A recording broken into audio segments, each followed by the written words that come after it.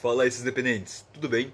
Meu nome é Douglas, tenho 21 anos e agora são 3:30 da tarde. Daqui a pouco tá começando Real Madrid e Juventus das oitavas de final do Mundial de Clubes e eu vou comentar um pouquinho sobre o último livro do trimestre que eu li, que foi Meditações de Marco Aurélio. Que livro incrível! Que livro incrível! Mas antes, eu quero dizer para vocês que no link da descrição aí tem o meu e-book com participação de outros profissionais da área de finanças e negócios. Então, se você é interessado em finanças e negócios, investimentos, organização financeira, planejamento financeiro, questão de negócios, criação de marca, contabilidade, então tudo isso aí está englobado naquele livro.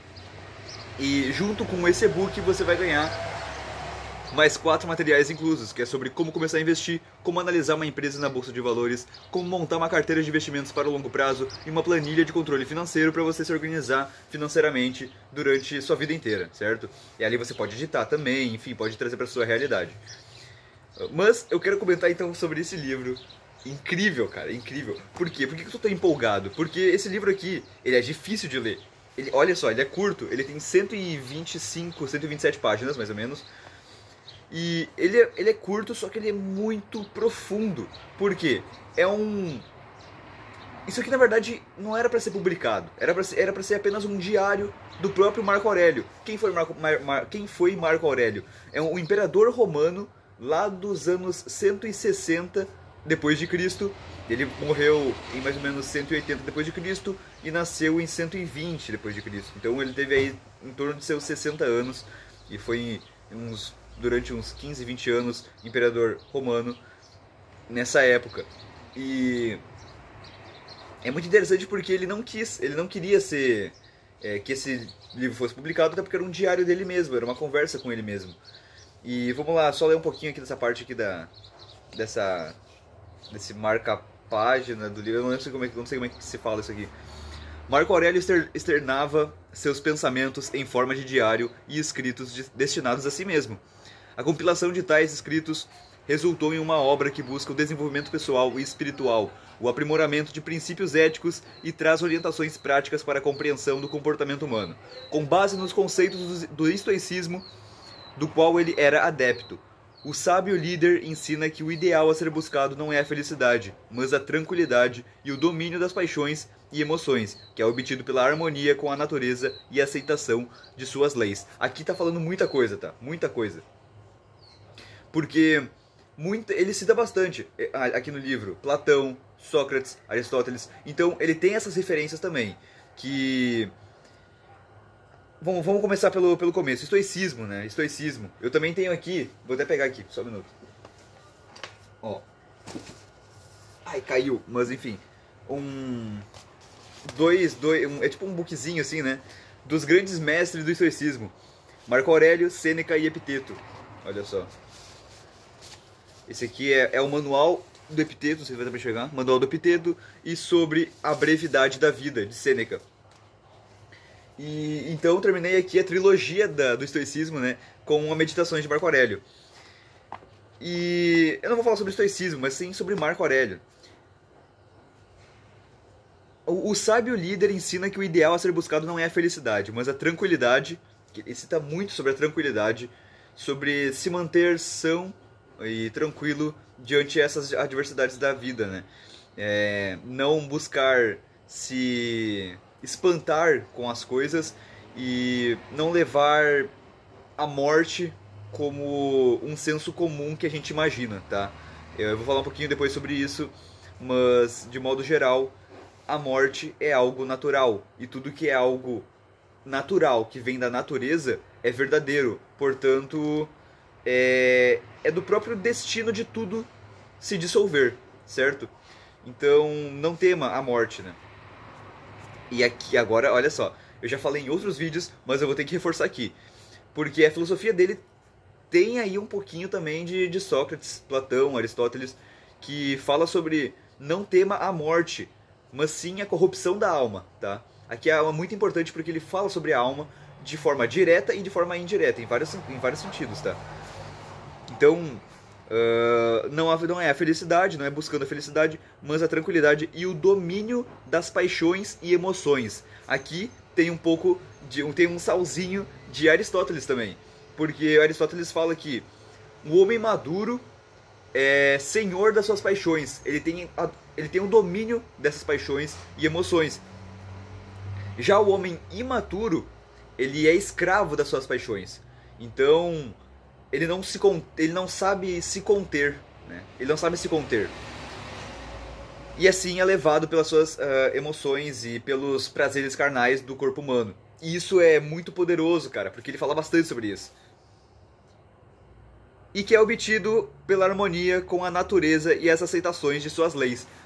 Marco Aurélio ele acreditava em Deus, mas um Deus diferente do cristianismo. Aliás, até uma curiosidade, Marco Aurélio ele meio que repudiava os cristãos da época, porque eles simplesmente não, como se fizessem, ele achava, como ele era imperador romano, né, ele achava que os cristãos da época ali, eles faziam muita bagunça, muito furdúncio, numa coisa que não precisava, né, de acordo com ele. Mas o Deus dele, a princípio, era diferente do cristianismo. Ele via como Deus a natureza das coisas, a natureza e as leis naturais. Então esse era Deus para Marco Aurélio. E muitas vezes ele vai citar aqui Deus, né, nisso aqui. Então vamos ler um pouquinho aqui, vamos ver algumas marcações minhas pra gente ir acompanhando junto. Eu tenho até algumas anotações aqui também, que os temas centrais do livro é sobre autodisciplina, controle de seus impulsos e emoções com razão, que nem eu falei agora, impermanência.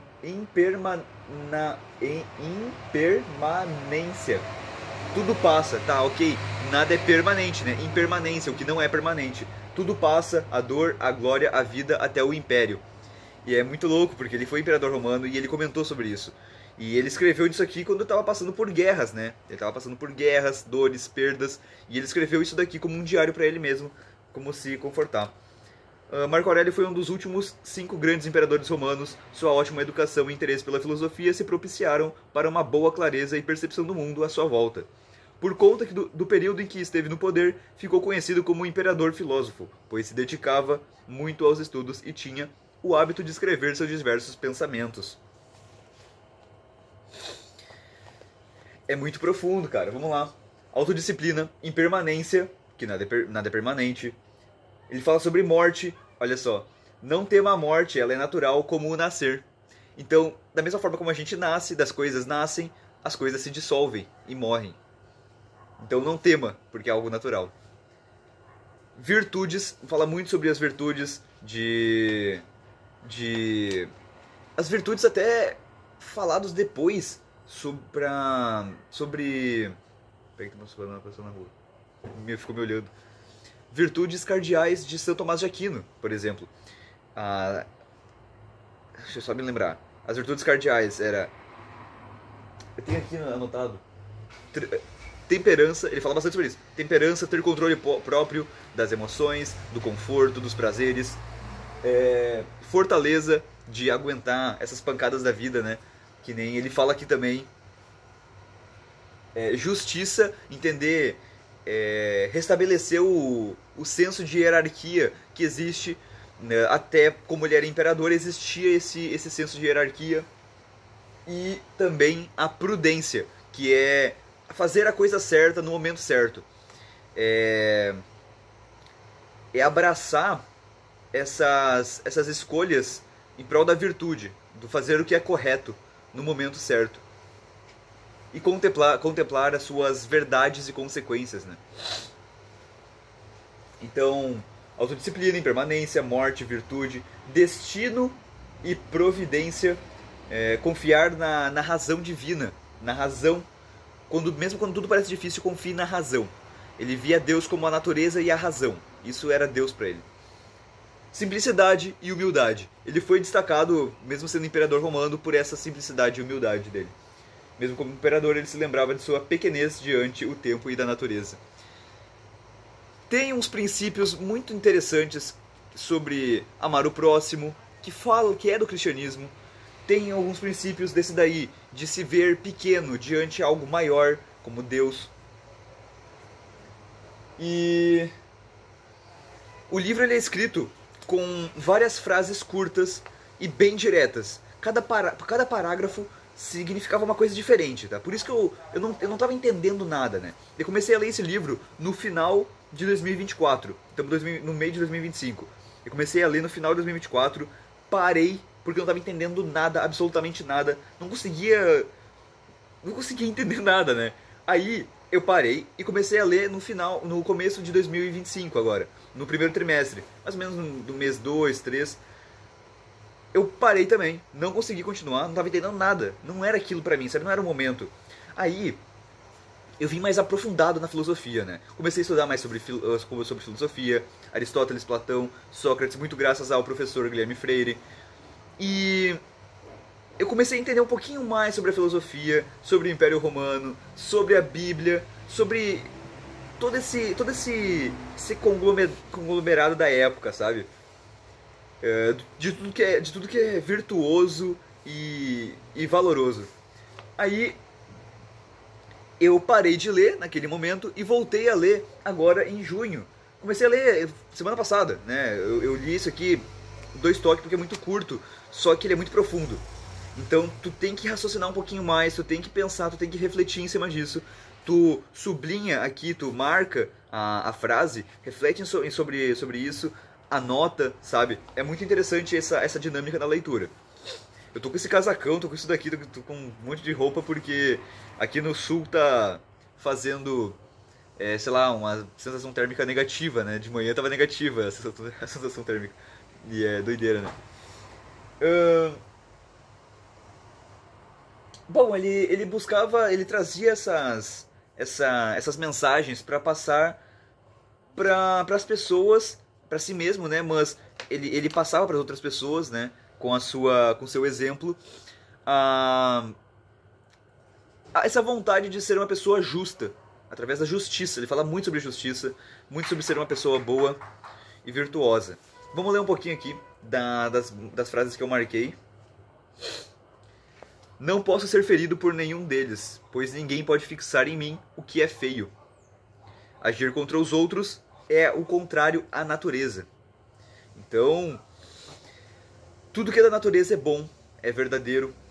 Então, agir contra os outros é o contrário da natureza. E tu te darás alívio se tu fizeres cada ato da tua vida como se fosse o último. Aqui também Sêneca reforça muito isso sobre a brevidade da vida, sobre fazer as coisas como se ela fosse a última vez que você fosse fazer ela, né? Não é viver como se fosse o último dia, metendo louco. Não, é fazer a última coisa como se fosse a última vez que você fosse fazer ela, né? É você dar o máximo, você dar o gás ali naquela situação, sabe? Uma coisa que me marcou, que lá no comecinho, final de 2024, que eu li isso aqui, vês quão pouca são as coisas. Apenas isso. Vês quão pouca são as coisas.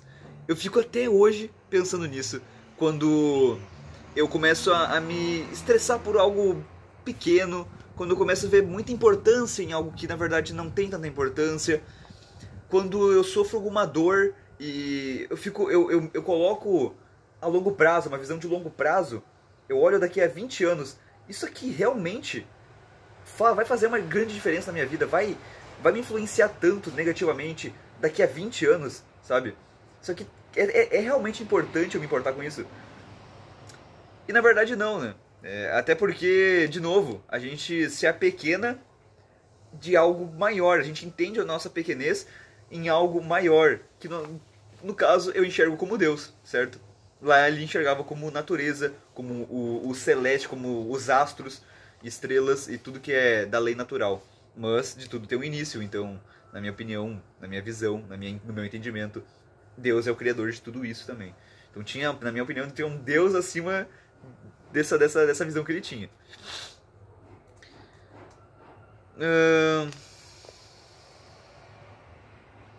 As coisas externas que caem sobre ti te distraem. Dê a si mesmo tempo para aprender algo novo e bom e pare de se preocupar.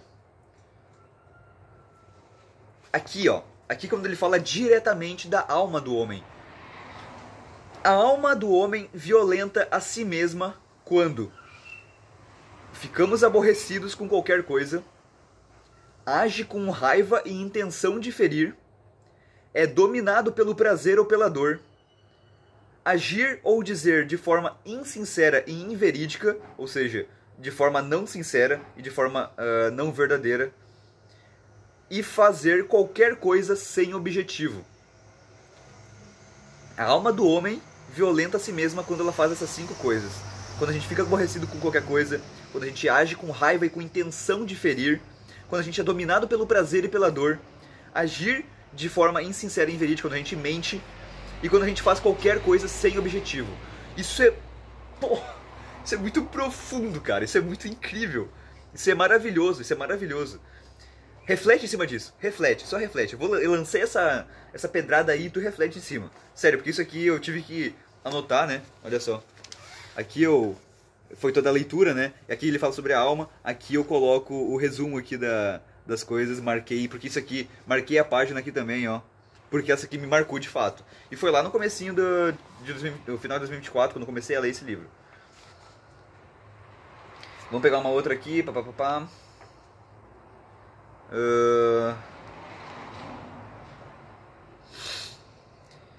Muitas vezes pense na rapidez com que as coisas passam e desaparecem, tanto as que são como as que são produzidas.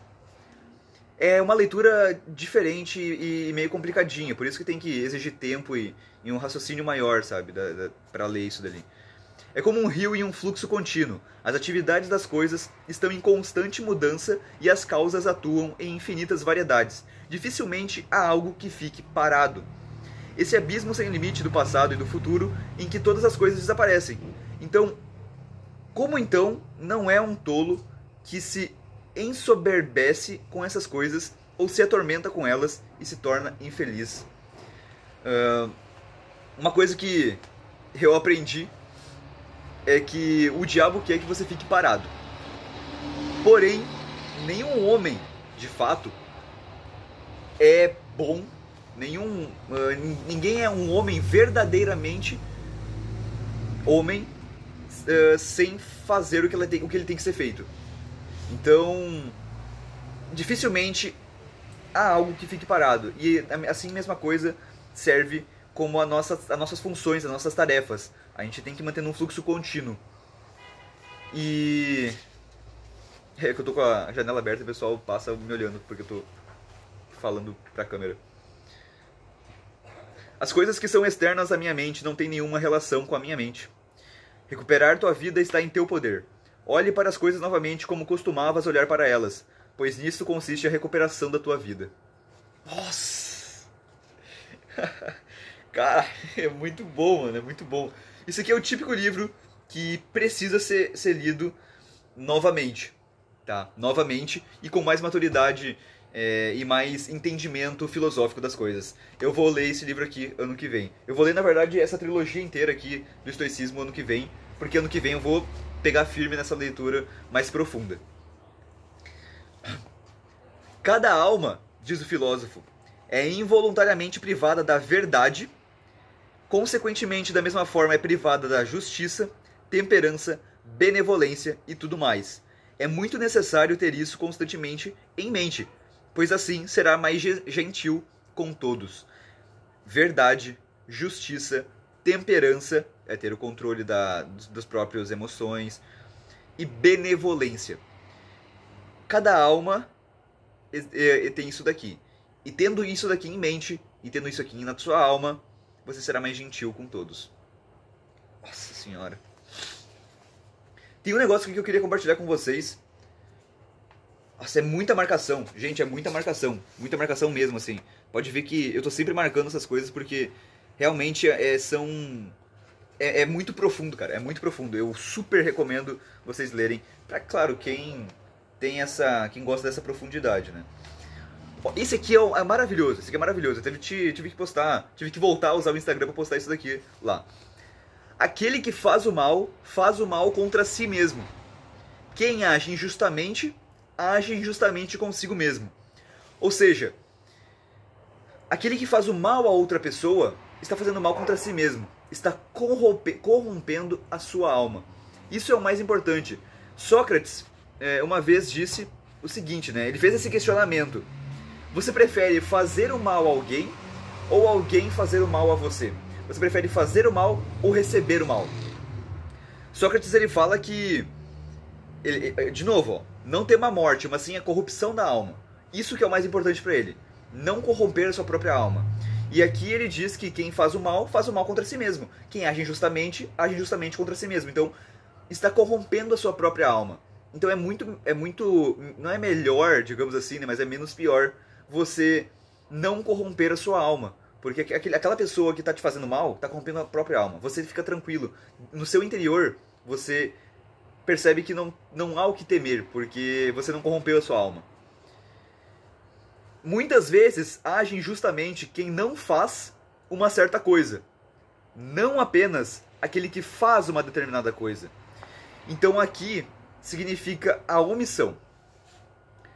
Isso aqui tudo tudo da minha cabeça, cara. Porque a gente começa a ler, começa a se aprofundar nos estudos, começa a juntar as coisas, sabe?